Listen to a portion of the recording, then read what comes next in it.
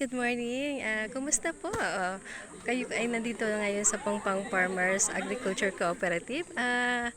Ano pong gagawin natin sa araw na to? Thank you, ma'am.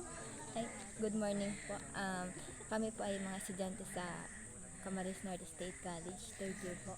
And may gagawin po kaming benchmarking tour at isa na po dito yung pagbisita sa Pangpang Farmers Cooperative sa Pangpang po. Ang purpose po ng pagpunta namin dito is aalamin po namin kung paano po yung process ng pag-control ng waste management po sa paggawa po ng mga products.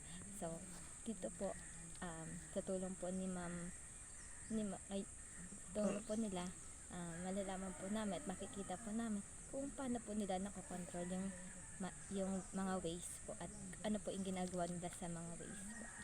Yes. Thank you very much, Casey. Thank you Good po. luck and God bless. Malaking tulong po yan para hindi lang sa ating mga estudyante, sa mga business entrepreneur, at ganoon din sa mga beginners. Ayan, okay. Para ma-promote natin ang coconut industry. Ayan, thank you very much, Thank you Casey. po. God bless. Okay.